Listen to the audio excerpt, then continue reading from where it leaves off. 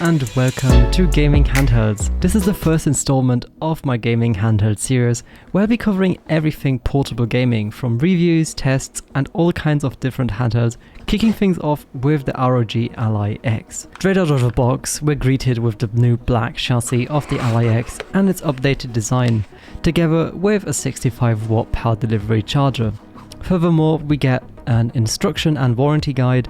The first feeling and impression is that the fit and finish feels extremely premium and is actually already very comfortable to hold.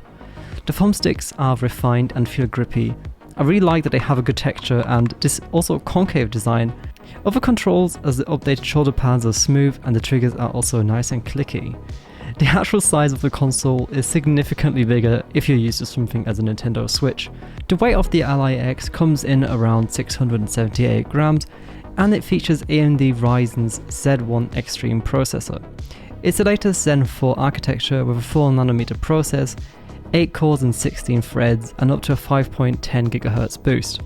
It also has the AMD Radeon graphics chip on it, as well as a massive 80 Wh lithium-ion battery. The display on the Ally X is a 7-inch Full HD IPS glossy touchscreen. The glass on the front is Gorilla Glass Victus and it has a 120Hz refresh rate with 500 nits of brightness, also featuring FreeSync Premium. What's pretty cool is that it's variable refresh rate, meaning it will have very smooth transitions between different frame rates. Also, what's nice about the Ally X, and which is upgraded from the previous generation, is that it comes with 24GB of RAM and a 1TB NVMe SSD, as well as of course the microSD card slot. The ports on the Ally X are 2 USB-C, one being a 3.2 Gen 2 for power delivery and one USB 4 that supports Thunderbolt 4. You also get a 3.5mm headphone and microphone combo jack. Now, I've been playing a variety of different titles on the Ally X, and what makes it so special to, for example, the Steam Deck is of course that it's running Windows. And while this is maybe a benefit and also a downside, it clearly allows you to play any game that you want. For example, many games that have copy protection or advanced security features that might be blocked on Linux will work flawlessly on the Ally X. It's also the first gaming handheld where I was able to play Minecraft Java Edition with complementary shaders at a solid 35 to 45 FPS. And thanks to the 120 frames variable refresh rate display, even the slightly lower frames felt very smooth.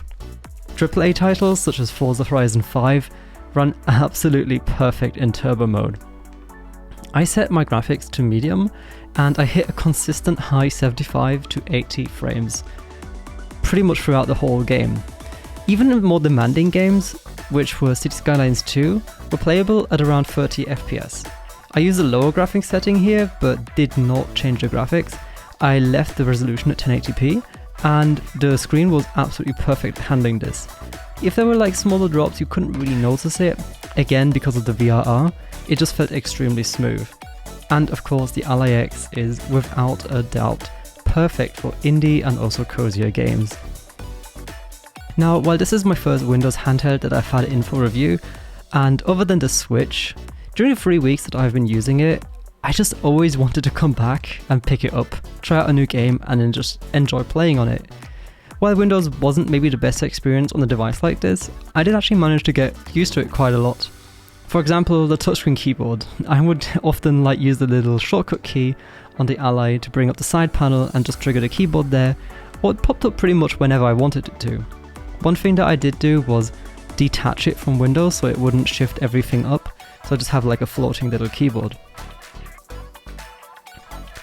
And why I can see why many would want to have Windows on it, because it just allows pretty much endless possibility for games. Like, I was able to install GTA 5, Forza, Fortnite, and pretty much anything else, even some emulators.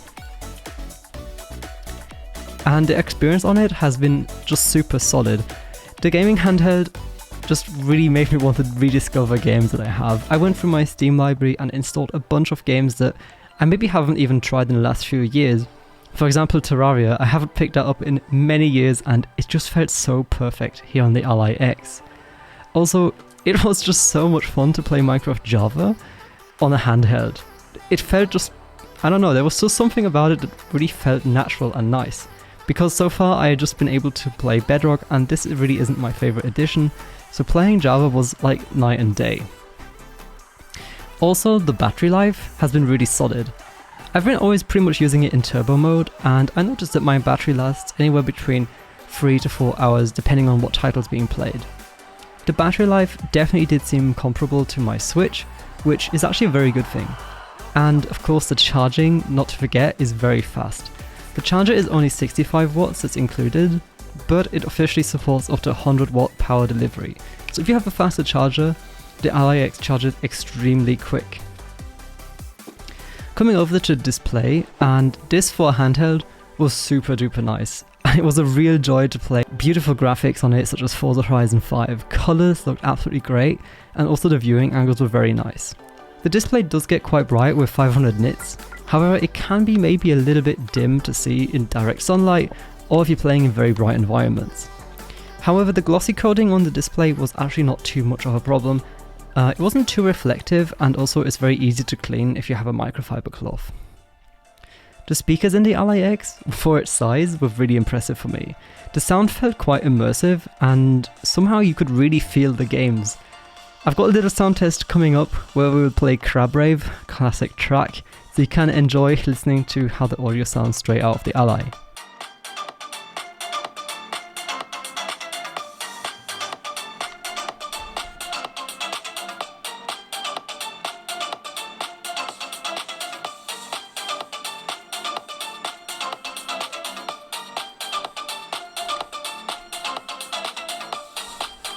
What's also cool is that, of course, you have the 3.5mm combo jack. This way you can connect, for example, a gaming headset that has both a microphone and, of course, headphones, and use in-game voice chat, TeamSpeak or Discord. Overall, the Ally has a pretty nice software experience. Included is Armory Crate, which is the ROG's launcher.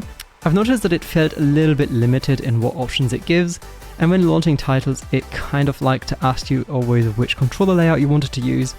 Also, I did like the RGB on the actual console itself, but I wish it had some more integrations such as Ambilight or what Razer ChromaSync is doing. Then it could match the game colours and just give you that slightly more immersive feeling. Since the speakers already give you that, having that extra RGB I think could be super nice. And now coming into something very cool is that this thing is actually very easily upgradable. If you want, you can very simply unscrew the back and install an SSD into it. I'm linking a video down below as well where it's possible to set up a dual boot. The YouTuber Retro Game Corp has demonstrated and also created an excellent guide on how to do this. He installed Linux and SteamOS alongside with Windows on the SSD, and even set up a very cool Steam shortcut to dual boot really seamlessly between those two. I totally recommend this guide, and if this wasn't a review unit, I would be absolutely taking it apart, swapping out the SSD, putting in a massive one, splitting it in half and dual booting between Linux with SteamOS and Windows. For the future to ASUS, I would absolutely love to see this model with an OLED display. I think the screen in it is very good, however OLED is just that much juicier. I've been playing on the Switch OLED and I just love how deep the blacks look. This just comes from being an OLED. I would love to see it in here, and also what would be great while we're at it is please include a 100 watt charger and also a travel case like the Steam Deck. I do appreciate that you can buy it separately, but I think at the price point this comes in, a travel pouch or a nice case included in the box would be just great, given its portable nature. In conclusion, overall I think the ROG Ally X is an extremely powerful and fun gaming handheld. I especially like the ergonomics. For me it felt really well to hold, and also I really enjoyed how the controller felt. One thing that was super nice is it just made me come back to games much more often. I wanted to pick it up more and more compared to, for example, my Switch. Also, if you want something for emulation, it's great. It can run pretty much any emulator you want to throw at it. Also the weight and size, I felt like it was in a perfect sweet spot. It's not too heavy and it's not too bulky. It fits easily in a backpack. And also, speaking of carrying it around, the battery life is impressive too, so it's perfect for gaming on the go.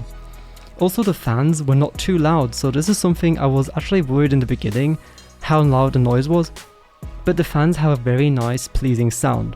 If it fits your budget, I would absolutely recommend you check the ROG Ally X out. If it doesn't, there are also some different options such as the regular ROG Ally, also some different ones such as the Steam Deck. And on that note, I'd like to thank ASUS for the review loan unit. I've been testing it for the last 3 weeks, and I will honestly be really sad to send it back, since I've just enjoyed gaming on it that much. And I'd like to thank you for watching. Did you like this handheld, and would you like to pick this up? Or do you have something else in mind? Let me know in the comments below. And also, don't forget to subscribe if you like this video, and I will see you in the next one.